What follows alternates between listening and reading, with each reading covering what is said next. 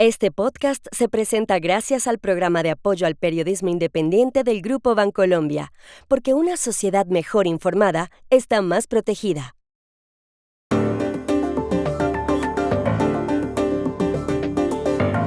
En Argentina, la Cámara de Diputados avaló ayer un decreto de Milei para cerrar un acuerdo con el Fondo Monetario. ¿Qué efectos políticos tiene eso?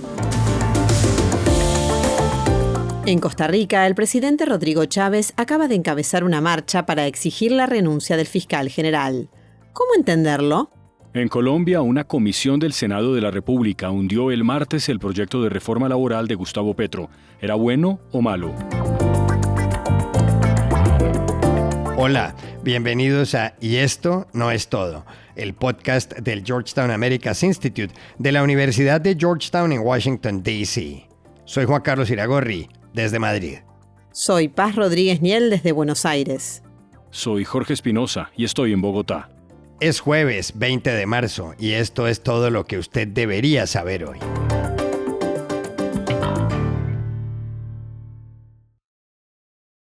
La Cámara de Diputados de Argentina tomó ayer una decisión de profundas consecuencias para la economía nacional.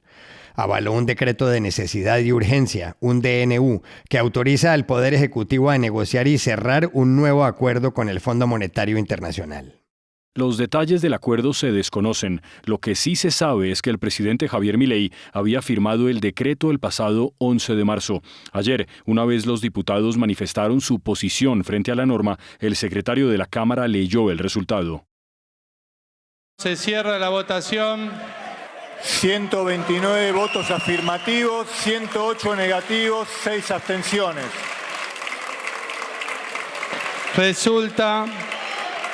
Resulta afirmativo. No es ni mucho menos la primera vez que Argentina negocia y quiere cerrar algo con el Fondo Monetario. En 2018, el organismo multilateral firmó con ese país un acuerdo stand-by, es decir, para dar asistencia financiera a corto plazo por $50.000 millones. Pero Paz, en Buenos Aires, lo que decidió ayer la Cámara de Diputados no solo tiene grandes efectos económicos para la Argentina y para el gobierno de Javier Milei, sino también efectos políticos, ¿no es verdad? El día de ayer fue un día muy importante para el gobierno, un día de alivio. Por un lado, porque consiguió que la Cámara de Diputados le aprobara la ratificación del decreto presidencial que habilita el acuerdo con el Fondo Monetario Internacional. La Argentina está pidiendo un nuevo préstamo que por su volumen es extraordinario y que por ende el Fondo Monetario solo puede dar si se acredita que existe un sólido apoyo político interno a ese acuerdo dentro de la Argentina. El gobierno debería haber sacado por ley ese aval del Congreso, pero como difícilmente fuera a lograrlo, entonces eligió un atajo. Dictó un decreto de necesidad y urgencia que le basta con que lo apruebe una sola de las cámaras para que quede ratificado. Ese decreto es el que consiguió, con una mayoría ajustada, que le ratificaran ayer. Milei entonces, por un lado, allana el camino al Fondo Monetario, pero además envía una señal clave para calmar los mercados después de una serie de días difíciles para la economía argentina. Pero además ayer consiguió otra cosa, exhibir orden en las calles. Mientras adentro del Congreso se terminaba de debatir el decreto, afuera había una movilización en reclamo de aumentos a los jubilados y pensionados. La semana pasada, en una marcha similar, hubo desmanes, más de 100 detenidos, un patrullero de la policía incendiado y una represión muy dura que provocó incluso que un fotógrafo terminara gravemente herido por el disparo de una cápsula de gas lacrimógeno que fue arrojada por un agente de las fuerzas federales. Ayer nada de esto pasó. La preocupación en las horas previas de parte del gobierno, tanto por el tema económico como por la marcha, era tal que hizo que Milei suspendiera ayer por la mañana su viaje a Israel, que estaba previsto para el próximo fin de semana. Milei iba a ser recibido por el primer ministro Benjamín Netanyahu, que es un aliado en la escena internacional, pero decidió con todo esto que no era momento para un viaje semejante. Así que el viaje fue pospuesto por ahora sin fecha.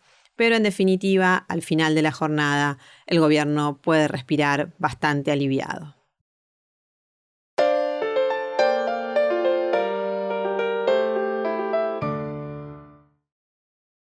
El martes, en San José, el presidente de Costa Rica, Rodrigo Chávez, hizo una comparecencia pública que no tiene precedentes en ese país. Se instaló en una tarima en la céntrica Plaza de la Justicia y exigió la renuncia del fiscal general de la República, Carlos Díaz.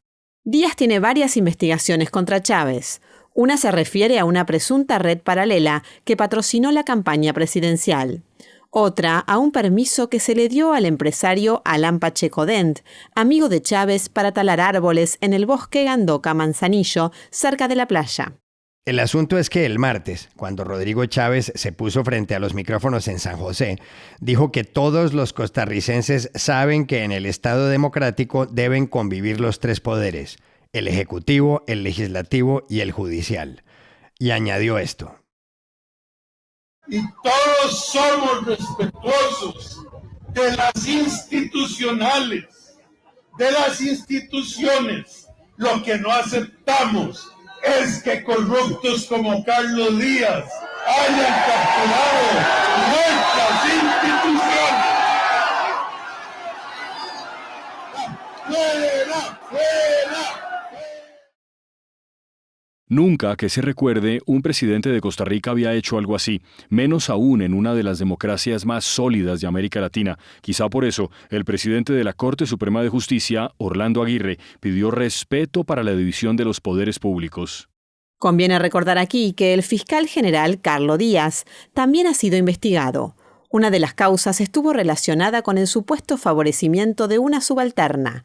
Otra ha tenido que ver con viajes realizados con su pareja sentimental. ¿Cómo entender la manifestación el martes del presidente Chávez a 10 meses y medio de las elecciones?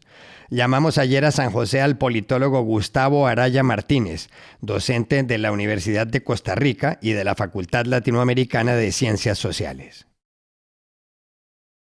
Lo primero que te diría es que tiene que ver con tres elementos sustantivos. El primero de ellos con el rompimiento de el orden institucional y el orden constitucional. Rodrigo Chávez Robles hizo la promesa de cumplir con la constitución política de no intrometerse entre los poderes del Estado. Sin embargo, ayer se marchó para que se destituyera o para que renunciara un fiscal de la República, el fiscal de la República.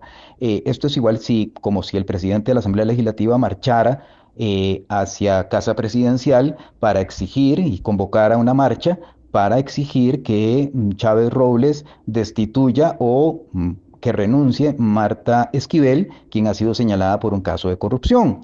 Entonces, es igual, es el rompimiento constitucional de la no intromisión, de la no invasión de los espacios de los poderes del Estado. El segundo elemento tiene que ver con el financiamiento. Es un presidente de la República que está participando de una actividad de la cual no se sabe de dónde vienen los fondos, de dónde vienen los recursos, de dónde viene el dinero, quién está financiando una marcha de esta magnitud, en donde hubo decenas de autobuses involucrados, cientos o miles de alimentación e incluso se tiene evidencia de que hubo pago del equivalente a $20, 10,000 colones para ser exactos, a aquellas personas que participaran. Bueno, el presidente de la República participó irregularmente de una actividad de la cual no tiene evidencia o de la cual por lo menos ni siquiera se preocupó de dónde viene el financiamiento, siendo un financiamiento en todo caso bastante poco transparente y que puede venir de fondos ilícitos. Y el tercer elemento viene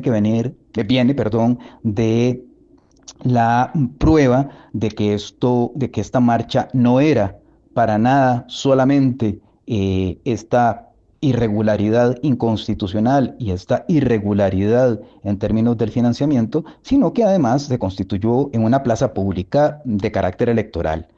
Había banderas de los partidos políticos chavistas en Costa Rica, había toda una manifestación de aquellas personas que se supone serían eventualmente las candidaturas del chavismo en Costa Rica y sin embargo el presidente de la República puso a disposición recursos públicos para realizar una manifestación que a todas luces también es de carácter político electoral.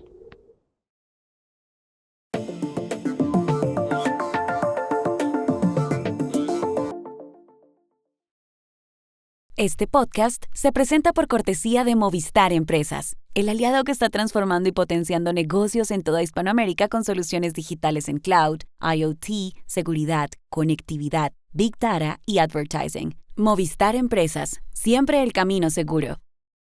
Y este podcast se presenta con el apoyo del Grupo Tecnoglass, el poder de la calidad. Diseñamos, fabricamos y comercializamos vidrios, ventanas y fachadas de calidad mundial. Más información en www.tecnoglass.com. En Colombia, la política y la economía giran hoy alrededor de la reforma laboral que no fue. El proyecto, presentado por el gobierno ante el Congreso, se hundió definitivamente este martes en una comisión. 8 senadores lo rechazaron, 6 lo respaldaron.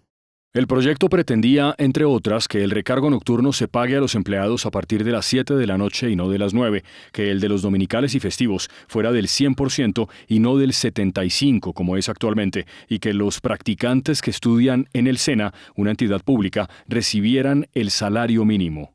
A finales de la semana pasada, al enterarse de lo que venía, el presidente Gustavo Petro se fue lanza en ristre contra los senadores que rechazaron la reforma y citó a unas marchas que tuvieron lugar el martes, declarado por él Día Cívico. Además, habló en la Plaza de Bolívar de Bogotá. No quieren que la madre comunitaria tenga un sueldo. No quieren que las mujeres de Colombia tengan una pensión merecida después de criar a sus hijos, de darnos la vida. No quieren que el día termine como la naturaleza lo hizo en la tierra, a las 6 de la tarde, porque quieren explotar y explotar y explotar más al ser humano, porque el corazón se lo vendieron a la codicia. Pero no solo eso. Petro también dijo que, como en el Congreso los proyectos de sus reformas laboral y al sistema de salud han sufrido tropiezos, convocará a una consulta popular en los próximos meses para conocer la opinión de la gente. No todo el mundo estaba de acuerdo con la iniciativa oficial en materia laboral. Gremios económicos como la Federación Nacional de Comerciantes, FENALCO, y la Asociación Nacional de Empresarios, la ANDI, aseguraron que aumentaría los despidos y el desempleo. ¿Es bueno o es malo para Colombia lo que dice el proyecto de reforma que se acaba de hundir en el Senado? Para saberlo, llamamos a una de las mayores expertas en asuntos laborales en Colombia, la economista Cristina Fernández. Juan Carlos, la reforma tiene 2 cosas que son muy buenas.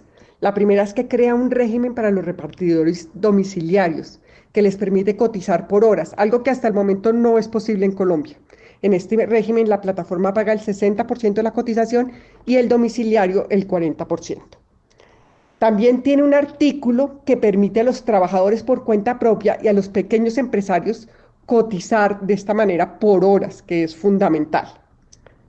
Pero tiene 3 puntos que son muy negativos. El primero, como tú lo dijiste, aumenta los costos de los empresarios, los costos laborales. Y en un trabajo que hicimos con Gabriel Ulicea, que es el economista que más sabe de informalidad en el mundo, encontramos que podría aumentar la informalidad en unos 6 puntos. Hay que recordar que la tasa de informalidad en Colombia es casi cercana al 60%. Adicionalmente, los más afectados serían los pequeños negocios. Otro tema que nadie ha resaltado, pero es muy importante, es que la reforma no es neutra desde el punto de vista fiscal. Tiene un costo fiscal alto porque al aumentar los costos salariales aumenta las deducciones del impuesto a la renta. Es decir, el gobierno recibe menos ingresos por impuesto de renta. Mis cálculos son que el gobierno terminaría pagando una tercera parte de la reforma por cada trabajador formal. Por último, como la reforma empezó tan ambiciosa, tiene una gran cantidad de privilegios y regímenes especiales que no están bien definidos. Y esto abre espacio para una gran cantidad de demandas y esto pues no es bueno ni para los empresarios ni para los trabajadores.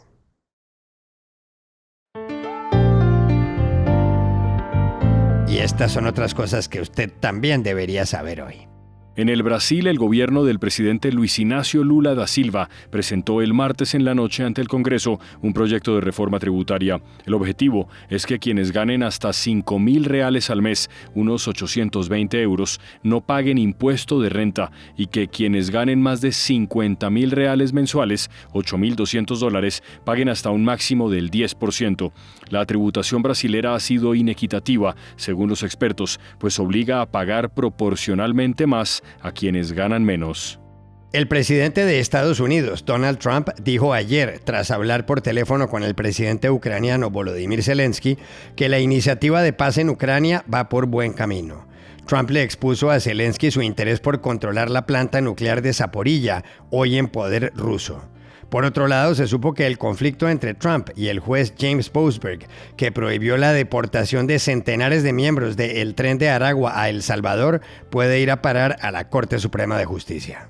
En Turquía fue detenido ayer el alcalde de Estambul, la capital, Ekrem İmamoğlu. Se le acusa de terrorismo y corrupción. El arresto se produjo 4 días antes de que su grupo, el Partido Republicano del Pueblo, CHP, socialdemócrata, comenzara el proceso de escoger candidato y un día después de que la universidad donde estudió le retirara su título. Y todo esto cuando, según encuestas y analistas, İmamoğlu es el más firme rival en las próximas elecciones del presidente Recep Tayyip Erdogan.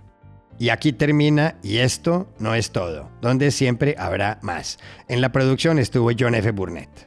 Pueden suscribirse a este podcast en nuestro sitio web yestonoestodo.georgetown.edu, seguirnos en nuestras cuentas de X y de Instagram, @yestonoestodo, y buscarnos en nuestro canal de YouTube. Gracias por oírnos. Chao. Hasta la próxima.